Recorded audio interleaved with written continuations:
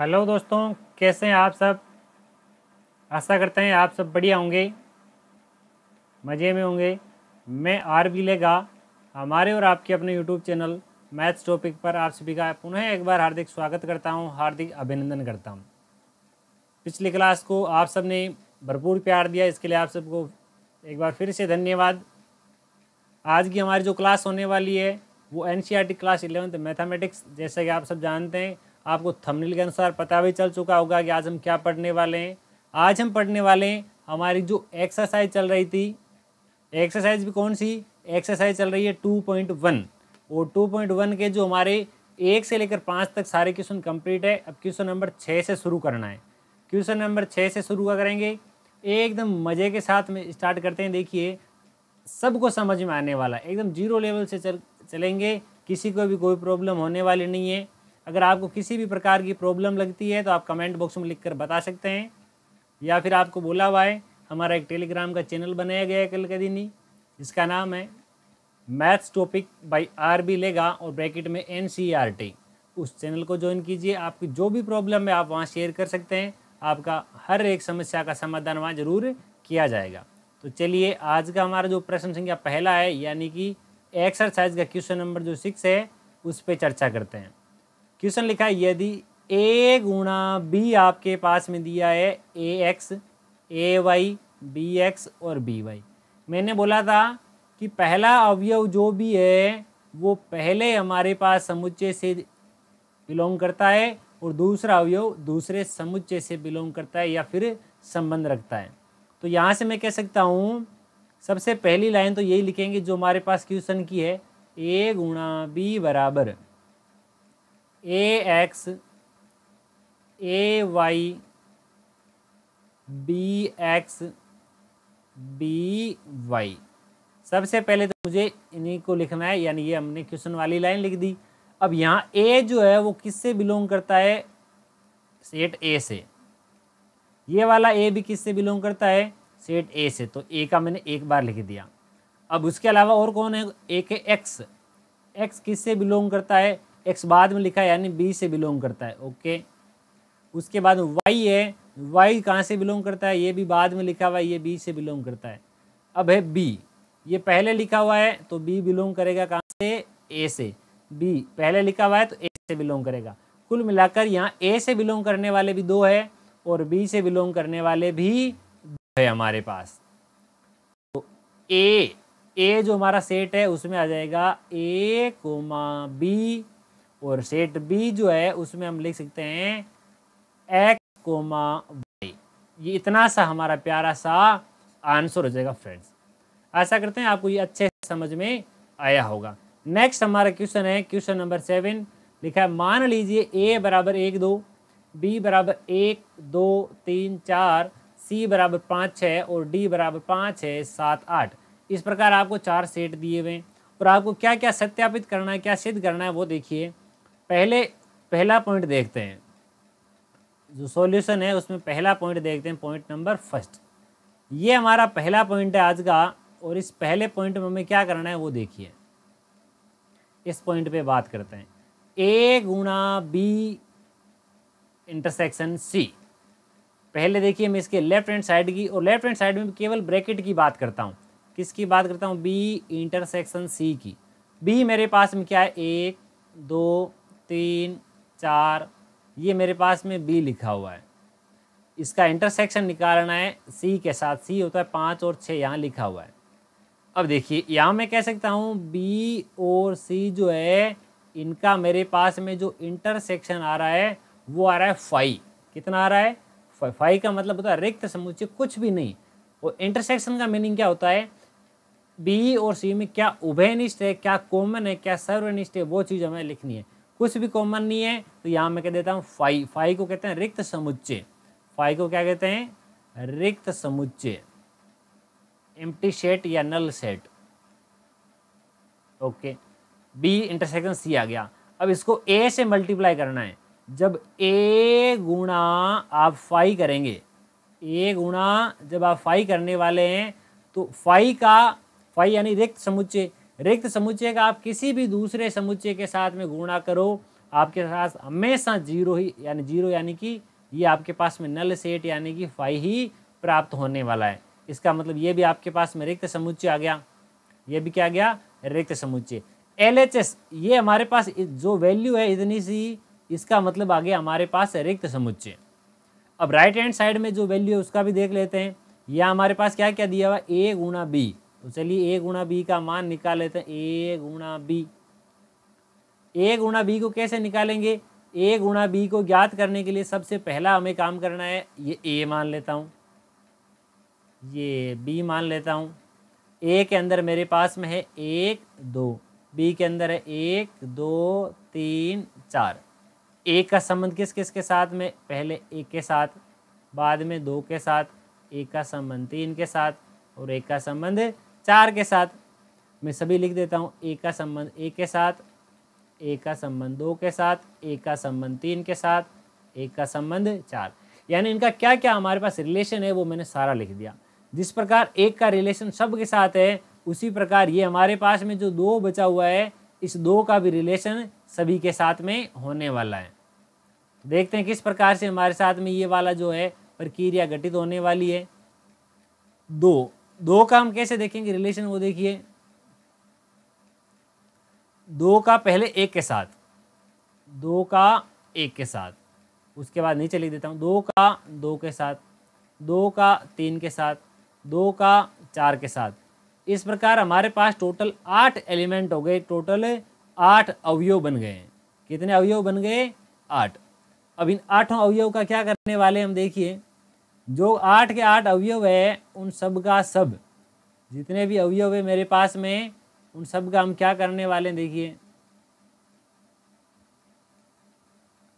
अब A गुणा B तो मेरे पास में प्राप्त हो गया, किसका मान आ गया, A गुणा B का। जब A गुणा B हमारे पास प्राप्त हो गया, और किसका मान ज्ञात करना है, देखिए हमारे पास प्रश्न में लिखा है A गुणा B के आने के ठीक बाद आपको मान ज्ञात करना है B गुणा C का। तो चलिए यहाँ लिखता हूँ मैं B गुणा C। तो यहाँ पर भी मान लेते हैं, ये आपके सामने कोई B होगा और ये आपके सामने कोई C होगा। दोनों कोई ना कोई आपके पास में सेट है। इन दोनों सेट B में क्या क्या है, 1 2 3 4, 1 2 3 4। C में क्या क्या है, 5 6। मैं सीधा लिख देता हूँ, बिना आपको रिलेशन समझाए आप सीधा समझ जाएंगे।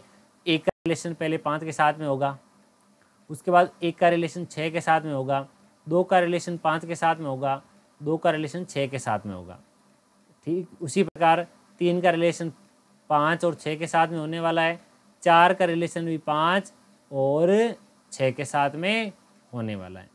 मैंने यहाँ A गुणा B जो है उसका मान निकाल लिया, तथा जो मेरे पास में B गुणा C है उसका मान भी मैंने निकाल लिया। अब हमारा जो प्रश्न है उसमें यहाँ देखिए छोटी टाइपिंग मिस्टेक है, यहाँ है आपके पास इंटरसेक्शन। यहाँ जब मैं इंटरसेक्शन का चिन्ह लगा देता हूँ, अब इन दोनों में उभयनिष्ठ क्या है, कॉमन क्या है। आप देखिए इन दोनों लाइनों में कुछ भी उभयनिष्ठ नहीं है। जब कुछ भी उभयनिष्ठ नहीं है तो यहाँ आएगा रिक्त समुच्चय। क्या आएगा, रिक्त समुच्चय फाई। यहाँ मैंने लिख दिया रिक्त समुच्चय यानी। देखिए लेफ्ट हैंड साइड के बराबर भी रिक्त समुच्चय आ गया, राइट हैंड साइड के बराबर भी आपके साथ रिक्त समुच्चय प्राप्त हो गया। इस प्रकार आपकी left hand side right hand side बराबर है। पहला पॉइंट आपका कंप्लीट हुआ। अब पॉइंट नंबर 2 की बात करते हैं। कौन सा पॉइंट बात करते हैं, पॉइंट नंबर 2। पॉइंट नंबर 2 की बात करने से पहले हमें क्या करना है, मैं थोड़ी सी यहाँ जगह कर देता हूँ, इसको मैं थोड़ा हटा ही देता हूँ। चलिए थोड़ी सी जगह कर लेते हैं, इसको मैं हटा देता हूँ, इसको भी हटा देता हूँ, इसको भी हटा देता हूँ, इसको भी हटा देता हूँ, ताकि थोड़ी सी हमारे पास में जगह हो जाएगी। चलिए ये मेरे पास जगह हो गई। Okay, point number second point क्या है उस पर बात करते हैं। सेकंड पॉइंट के अनुसार पॉइंट क्या है, A गुणा C। A गुणा C, A को अभी तक हमने C से गुणा नहीं किया, तो चलिए कर लेते हैं। पॉइंट नंबर सेकंड है, ठीक है, A गुणा C। चलिए मैं बिना सीधा समझाए आपको सीधे की सीधी जो है मैथमेटिकल फॉर्म में लिख देता हूँ। पहले मैं सेट नहीं बनाऊंगा। देखो एक जो है इसमें 1 और 2 है, इसमें 5 और 6 है। पहले 1 का रिलेशन 5 के साथ होने वाला है, 1 का रिलेशन 6 के साथ होने वाला है, 2 का रिलेशन 5 के साथ होने वाला है, 2 का रिलेशन 6 के साथ होने वाला है। मनोज जी कह रहे हैं कि ये वाला 5 कैसे आया है ना, ये पूछ रहे हैं। ये आपके पास में जो पहले वाले का आंसर जो है A गुणा B इंटरसेक्शन B गुणा C, इसका आंसर 5 कैसे आया, चलिए वापस समझा देते हैं आपको। इस लाइन का पूछ रहे हैं। देखो आपके पास एक तो A गुणा B है, कौन सा A गुणा B, इसकी बात कर रहा हूँ मैं, A गुणा B की। एक है B गुणा C। इन दोनों लाइनों में आप देखिए क्या कोई भी एक भी आपके पास एलिमेंट ऐसा है जो उभयनिष्ठ है, या ऐसा कोई है जो दोनों में कॉमन है, कुछ भी नहीं है। उसमें एक एक एक दो एक तीन एक चार ऐसा कुछ है, जबकि इसमें ऐसा कुछ भी नहीं है।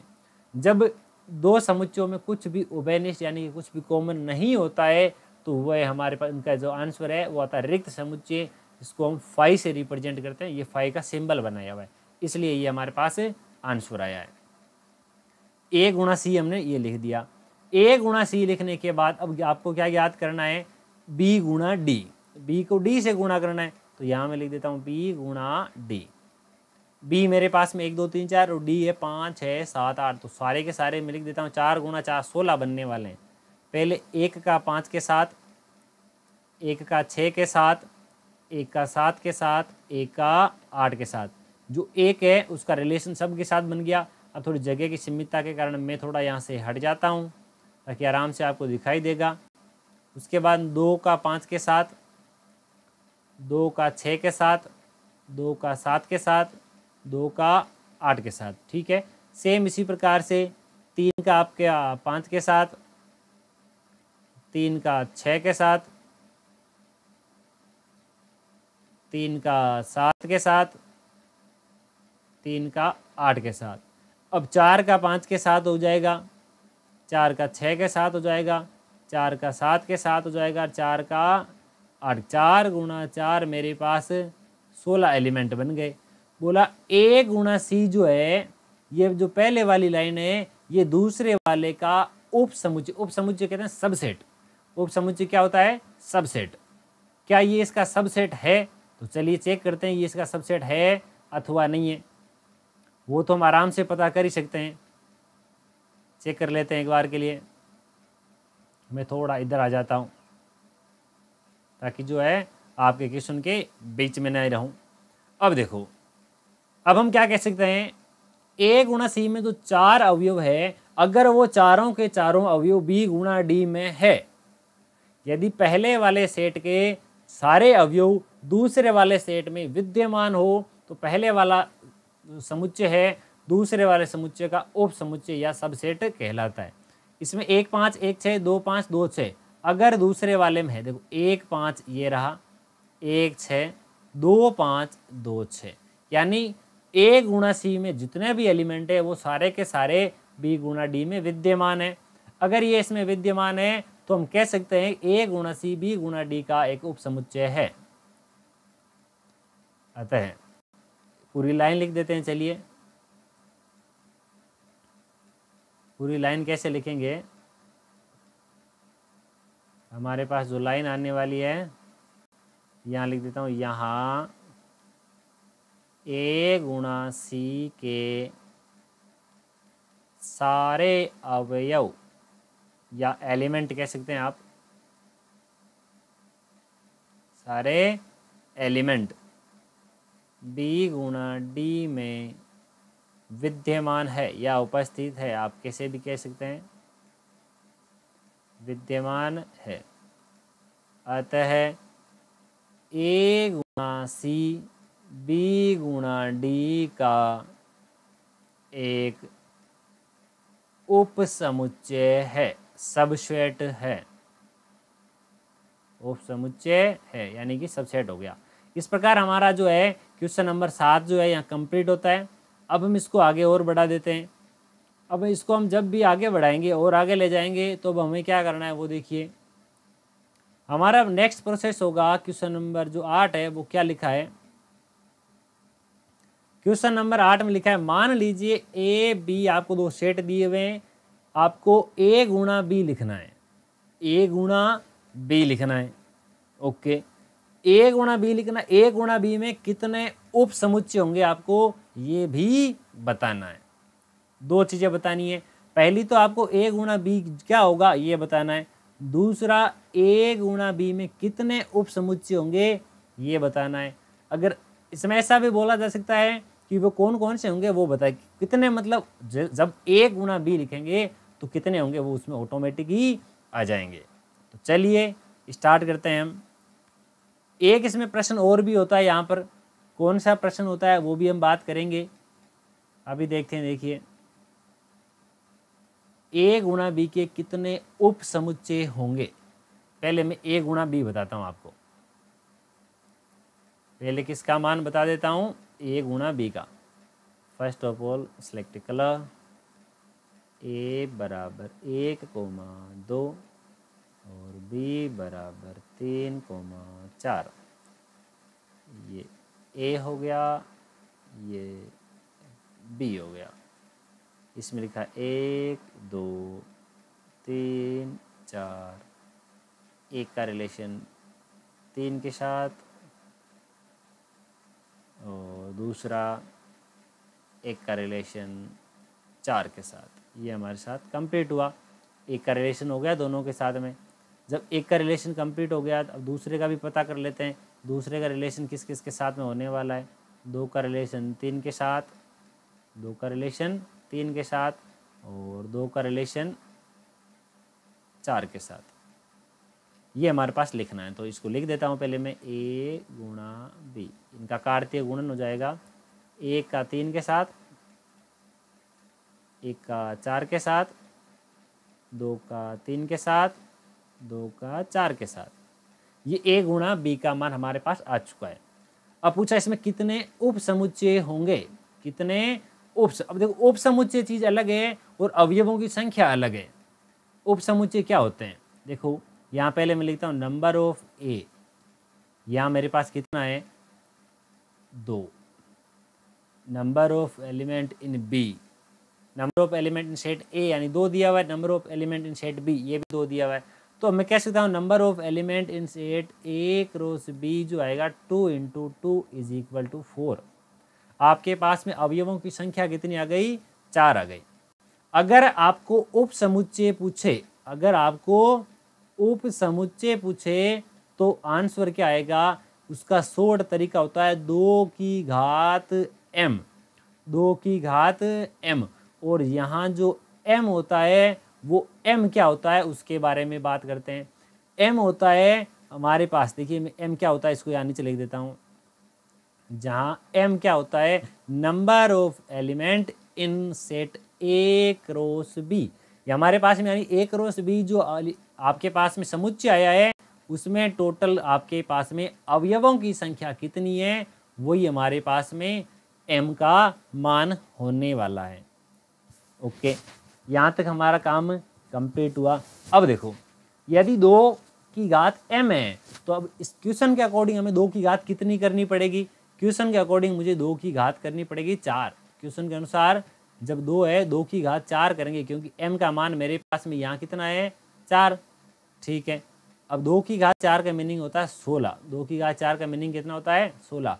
अंत में एक लाइन लिखेंगे, अतः ए गुणा बी के कुल 16 उप समुच्चय होंगे।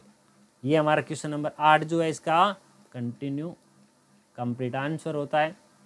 नेक्स्ट अब हमारा क्वेश्चन नंबर 9 है।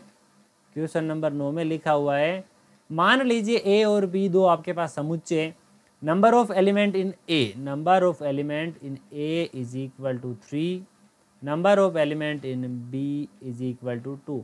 यानी ए जो समुच्चय है उसमें 3 अवयव है और समुच्चय बी में अवयव 2 है। ओके, यदि x1, x1, y2, z1 ये सारे के सारे किस में है ए क्रॉस बी में, ए गुणा बी बराबर ये क्या है x, 1 y, 2 और z, 1 ये किसके सदस्य हैं, ये हमारे पास ए गुणा बी के सदस्य। तो आपको ए और बी ज्ञात करना है। जहां आपको बोला है x, y और z जो है वे आपके सामने अलग अलग है या फिर आप कह सकते हो भिन्न भिन्न। ओके, अब आपको क्या बताया गया कि पहला एलिमेंट जो है आपके सामने जो भी होगा वो पहले सेट से यानी सेट ए से बिलोंग करेगा। यानी मैं कह सकता हूँ x जो बिलोंग करता है वो a से, y भी जो है वो बिलोंग करता है a से, z है वो भी बिलोंग करता है a से। और आपको बोला x, y और z तीनों अलग अलग है, डिफरेंट है, और a जो सेट है उसमें अवयवों की संख्या कितनी बताई गई है, आपके पास अवयवों की संख्या 3 बताई है। तो मैं यहाँ से कह सकता हूँ सेट a में अवयव कौन कौन से होंगे, x, y और z। पहला काम तो कंप्लीट हो गया। अब दूसरा, यहाँ 1 लिखा है, 2 लिखा है, 1 लिखा है। 1 जो है वो बाद में लिखा है यानी सेट बी से बिलोंग करता है। 2 जो है वो भी बाद में लिखा है यानी ये भी सेट बी से बिलोंग करता है। दोनों ही अगर सेट बी से बिलोंग करते हैं तो मैं कह सकता हूँ 1,2। क्या कह सकता हूँ, 1,2। आपको a और b का मान पूछा है तो a का मान तो x, y, z है और b का मान 1,2 है। ये हमारा कंप्लीट और परफेक्ट आंसर हुआ। रख हौसला वो मंजर भी आएगा, रख हौसला वो मंजर भी आएगा, प्यासे के पास चलकर समंदर भी आएगा। ना घबरा ना मायूस हो मेरे साथी, ना घबरा ना मायूस हो मेरे साथी, मंजिल भी मिलेगी और मिलने का मजा भी आएगा। दोस्तों, हमें किसी क्वेश्चन को देखते हुए हेजिटेट नहीं होना है, आराम से आंसर देना है, कोई प्रॉब्लम नहीं है। हमारा आंसर सदैव जो है सही होगा। देखिए, हमें छोटी छोटी कैलकुलेशन में जो है वो मिस्टेक करने से बचना है और हम अपनी लक्ष्य की ओर कंटिन्यू निरंतर आगे बढ़ते रहेंगे। तो चलिए, आज का हमारा नेक्स्ट क्वेश्चन है, कार्तीय गुणन a गुणा a में टोटल 9 एलिमेंट है। देखिए, इस प्रश्न को समझने की आवश्यकता है, मतलब समझने तो सारे ही है। ऐसा प्रश्न जो है कॉम्पिटिटिव एग्जाम में पूछा जाता है। जब भी आप सीनियर पास आउट होने के बाद में कोई कंपटीशन का एग्जाम दोगे उसमें ऐसा प्रश्न पूछा जाता है। अब इसको कैसे सोल्व करेंगे, देखो आपके सामने a गुणा a जो है उसमें एलिमेंट आपको दिए हुए 9। इसका मतलब आपके पास जो सेट a आएगा उसमें अवयव कितने हैं, 3। कैसे पता चला, क्योंकि पहले सेट को जब दूसरे सेट से गुणा करते हैं तो दोनों के एलिमेंट्स है उनको आपस में उनकी संख्या को गुणा करते हैं। पहले सेट में यानी 3 अवयव, दूसरा यानी ए को ए से गुणा करेंगे, 3 गुणा 3 9। तो यहाँ अवयवों की संख्या 9 दी हुई है। यहाँ दिए हुए a गुणा a में कुछ एलिमेंट है, a गुणा a के कुछ एलिमेंट यहाँ दिए हुए -1,0, 0,1। ये हमारे पास इस प्रकार से एलिमेंट है। पहले वाला पहले वाले से बिलोंग करता है, -1 जो है वो a से बिलोंग करता है। ये 0 है, ये कहाँ से बिलोंग करता है, ये भी a से। दूसरे वाला यानी ये जो 0 लिखा हुआ है ये किससे बिलोंग करता है, a से। 0 जो है ये भी किससे बिलोंग करता है, a से। प्लस वाला a भी किससे बिलोंग करता है, a से। ये वाली 0 और ये वाला 0 ये तो सेम है, इसके अलावा बाकी सारे डिफरेंट है। तो a को मैं कह सकता हूँ, एक तो माइनस का 1 है, एक 0 है, एक प्लस का 1 है। हमारे पास a का मान आ चुका है। a का मान ज्ञात करना था, हमें क्या पूछा था, समुच्चय a को ज्ञात कीजिए। समुच्चय a आ चुका है। अब पूछा a गुणा a, इसके 2 अवयव आपको दिए गए हैं, बाकी के शेष अवयव ज्ञात करो। शेष अवयव ज्ञात करने के लिए सबसे पहले यहाँ मैं लिख देता हूँ ये समुच्चय a, यहाँ पर भी ये समुच्चय a, यहाँ माइनस का 1, यहाँ 0 और यहाँ प्लस का 1, यहाँ माइनस का 1, यहाँ 0 और यहाँ प्लस का 1। तो यहाँ देखिए, पहले मैं -1 का -1 के साथ रिलेशन बताता हूँ, -1 का 0 के साथ रिलेशन बताता हूँ और -1 का +1 के साथ रिलेशन बताता हूँ। पहले इनको लिख देता हूँ। -1 का देखिए, पहले -1 के साथ में होगा, -1 का उसके बाद में 0 के साथ होगा, -1 का +1 के साथ में कंप्लीट रिलेशन होने वाला है। ठीक इसी प्रकार 0 जो 0 है, 0 का -1 के साथ में रिलेशन होगा इस 0 का। ठीक है, 0 ना तो प्लस का होता है ना माइनस का होता है, 0 का 0 के साथ में रिलेशन होने वाला है। नीचे लिख देता हूँ, अब 0 का +1 के साथ रिलेशन। अब बच गया प्लस का 1, अब क्या बच गया, प्लस का 1। अब +1 का रिलेशन कैसे देखेंगे, +1 का रिलेशन जो है, एक तो आपके पास में पहले 1 जो है -1 के साथ रिलेटिव होगा, प्लस का 1 उसके बाद में 0 के साथ रिलेशन बनाएगा, उसके बाद प्लस का 1 जो है वो +1 के साथ में रिलेशन बनाने वाला है। तो लिख देते हैं इनको, प्लस का 1 पहले जाएगा -1 के पास, प्लस का 1 तो किसका है, प्लस का, उसके बाद जाएगा 0 के पास प्लस क्या है, उसके अंततः जाएगा +1। सारे हमारे पास 1 2 3 4 5 5 तो 4 9। कितने एलिमेंट हो गए? 9। 3 × 3 होता है 9। ये तो 1 × 1 के सारे अवयव हो गए। क्या हमें सारे अवयव पूछे? जी नहीं। पूछा शेष अवयव ज्ञात करो, तो लिखेंगे 1 × 1 के रिमाइंडर है हमारे शेष एलिमेंट्स, शेष अवयव, वो लिख देते हैं। इसमें कौन कौन से छोड़ने, हमें ये वाले 2 हमें स्किप करने। -1 0, -1 0 कहाँ पर है वो देख लीजिए आप। -1, 0 ये रहा हमारे पास। एक 0,1, एक क्या है 0,1, ये वाला हमें स्किप करना है। तो बाकी सारे लिख देते हैं। -1, -1, -1, +1, 0, -1, 0, 0, ये +1, -1, उसके बाद में 1, 0, 1, 1। इस प्रकार ये हमारे बाकी के 9 में से 2 घटाए, बाकी के 7 एलिमेंट है। आशा करते हैं आपको आज का वीडियो बहुत ही अच्छे से समझ में आ रहा होगा। जितने भी साथी हमारे साथ लाइव में जुड़े हुए सबका बहुत बहुत तहे दिल से धन्यवाद। हमारे साथ यूँ ही लगातार जुड़े रहिए।